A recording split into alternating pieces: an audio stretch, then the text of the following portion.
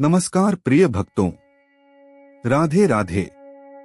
हर साल जब दीपों की जगमगाहट से पूरी धरती नहाती है तो एक प्रश्न मन में उठता है, आखिर दिवाली की रात को माँ लक्ष्मी क्यों धरती पर आती हैं? क्या केवल दीपक जलाने से माँ लक्ष्मी प्रसन्न होती हैं या इसके पीछे कोई गहरा आध्यात्मिक रहस्य है? आज हम सुनेंगे वही रहस्यमयी कथा राजा बलि और माँ लक्ष्मी की अमर कहानी, जो सिखाती है कि सच्चा धन कहाँ बसता है, सोने में नहीं, सद्गुणों में। बहुत समय पहले की बात है। दक्षिण भारत की भूमि पर एक महान राजा राज्य करता था। राजा बलि। वह राक्षस कुल में जन्मे थे, पर उनके कर्म देवताओं से भी ऊंचे थे। राजा बलि दानवीर, न्यायप्रिय और अत्यंत भक्तिपरायण थे। उनका राज्य इतना समृद्ध था कि लोग कहते, जहां बलि का शासन है वहां किसी के घर में भूख नहीं। उनके राज्य में कोई झूठ नहीं बोलता था, क्योंकि बलि स्वयं सत्य का प्रतीक थे। राजा बलि भगवान विष्णु के परम भक्त थे। वह रोज पूजा करते और कहते, प्रभु मेरे पास जो कुछ है वह सब आपका है, आप चाहें तो सब ले लें। यह वाक्य केवल शब्द नहीं थे, बल्कि उनके जीवन का सत्य था। पर समय बीतते बीतते उनके भीतर थोड़ा गर्व आ गया कि उन्होंने देवताओं को भी हरा दिया है और पूरी पृथ्वी पर उनका शासन है।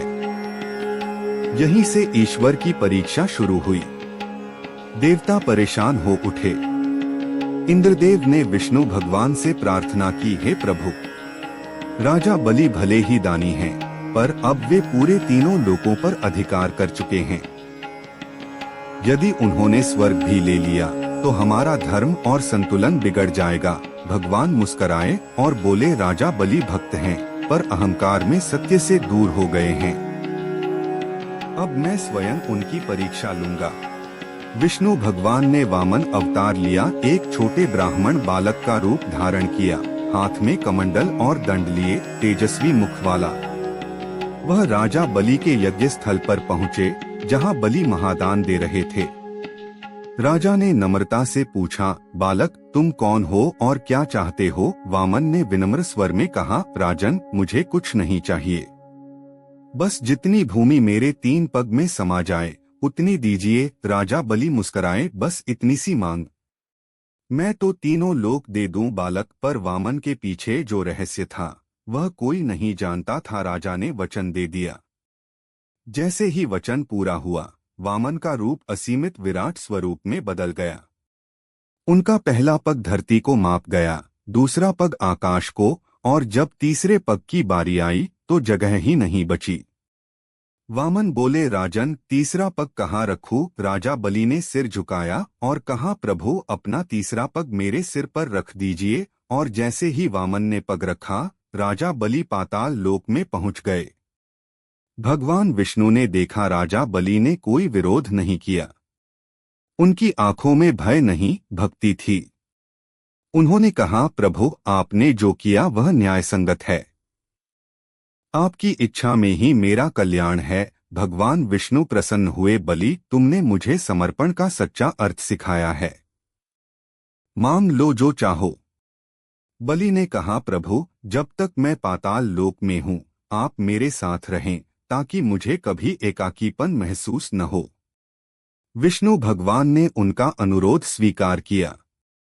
वे स्वयं राजा बलि के द्वारपाल बनकर पाताल लोक में रहने लगे। देवताओं ने यह देखा और चिंतित हो गए, अब भगवान तो बलि के साथ हैं, तो लक्ष्मी माता कहाँ रहेंगी? माँ लक्ष्मी ने देखा कि माँ लक्ष्मी ने एक साधारण स्त्री का रूप धारण वहां पहुंची। वे राजा बलि के द्वार पर पहुंची। राजा ने उनका स्वागत किया। देवी आप कौन हैं? लक्ष्मी ने कहा, मैं एक ब्राह्मण स्त्री हूँ, मेरा कोई अपना नहीं, क्या आप मुझे अपनी बहन बना लेंगे? राजा ने मुस्कुराकर कहा, देवी यह तो मेरा सौभाग्य होगा। लक्ष्मी जी ने उन्हें रक्षा सूत्र बांधा और कहा, अब आप मेरे भाई हैं, मैं हमेशा आपके कल्याण की कामना करूंगी। तब माँ लक्ष्मी ने अपना असली रूप दिखाया। उनकी दिव्य आभा से पूरा पाताल लोक प्रकाशित हो गया।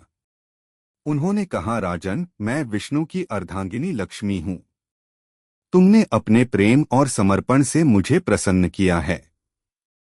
आज के दिन मैं तुम्हें वरदान देती हूँ, हर साल कार्तिक अमावस्या की रात को जब मैं पृथ्वी पर उतरूंगी तो सबसे पहले तुम्हारे लोक से होकर जाऊंगी, और जो मनुष्य इस दिन स्वच्छता, सच्चाई और भक्ति से दीप जलाएगा उसके घर में स्थायी रूप से वास करूंगी। उस दिन को आज हम दीपावली के नाम से मनाते हैं। इस दिन जब हम दीप जलाते हैं तो यह केवल रोशनी नहीं होती, बल्कि यह लक्ष्मी के स्वागत का प्रतीक है। क्योंकि जिस घर में स्वच्छता, भक्ति और प्रेम होता है वहीं लक्ष्मी जी स्थायी रूप से बसती हैं। राजा बलि ने भले ही अपना राज्य खो दिया, पर पाया ईश्वर का सान्निध्य। वह कहते, धन तो नश्वर है पर भक्ति अमर है। सच्चा धन वही है जो दूसरों के काम आए। दिवाली की यही सच्ची भावना है, केवल सोना, चांदी या रुपया नहीं, बल्कि दयालुता, सेवा और सच्चाई ही असली लक्ष्मी है। प्रिय भक्तों, हम सबके भीतर भी एक राजा बलि है, जो भक्ति करता है पर कभी कभी गर्व में खो जाता है।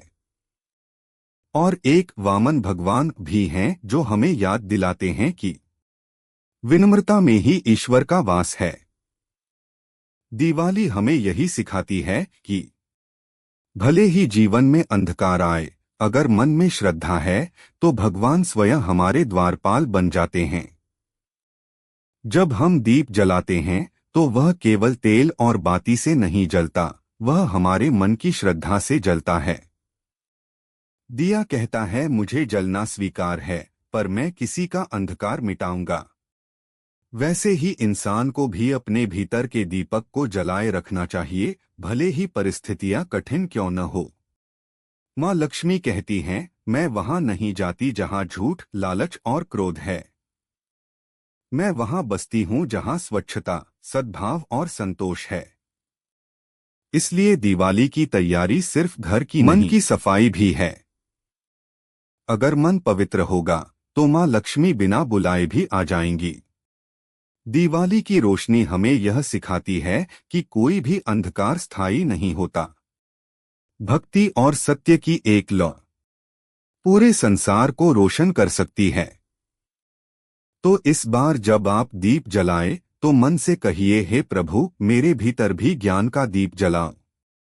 आज हम दिवाली को बाहरी दिखावे में मना रहे हैं, मिठाई, पटाखे, महंगे कपड़े, पर याद रखिए माँ लक्ष्मी को चमक नहीं, चित्त की शांति प्रिय है। इस बार कोशिश कीजिए कि किसी गरीब के घर दीप जलाएं, किसी के जीवन में उजाला भरें। वही सच्ची पूजा होगी। हर इंसान के भीतर एक अंधेरा है, लोभ, ईर्ष्या, चिंता और भय का। जब हम इन्हें मिटाते हैं तो हमारे भीतर भी दीपावली होती है। इसलिए कहा गया है, दीपावली बाहर नहीं भीतर मनाओ। कहते हैं, आज भी जब दिवाली की रात को दीप जलते हैं तो राजा बलि अपने लोक से झांककर मुस्कुराते हैं और कहते हैं, देखो, यह वही रात है जब लक्ष्मी माँ मेरे द्वार से पृथ्वी पर जाती हैं, और जो भक्त सच्चे मन से दीप जलाते हैं उन्हें वे आशीर्वाद देते हैं, तुम्हारे जीवन में भी कभी अंधकार न आए। प्रिय भक्तों, सच्ची दिवाली तब होती है जब हम किसी का दुख दूर करें, किसी का आंसू पोंछें, किसी के जीवन में मुस्कान लाएं। वही असली दीपक है जो किसी और की राह रोशन करे। तो याद रखिए, दिवाली केवल लक्ष्मी के स्वागत का पर्व नहीं, बल्कि कर्म, भक्ति और प्रेम का उत्सव है। जैसे राजा बलि ने सब कुछ समर्पित किया, वैसे ही हमें भी अपने भीतर का अहंकार त्यागना चाहिए। क्योंकि जब अहंकार जाता है तब लक्ष्मी आती हैं। अगर यह कथा आपके मन को छू गई हो तो कृपया इस वीडियो को लाइक करें, शेयर करें और जय मां लक्ष्मी कमेंट में लिखें। आपका एक कमेंट किसी और के जीवन में प्रकाश की एक नई किरण जगा सकता है। जय मां लक्ष्मी। जय श्री हरि।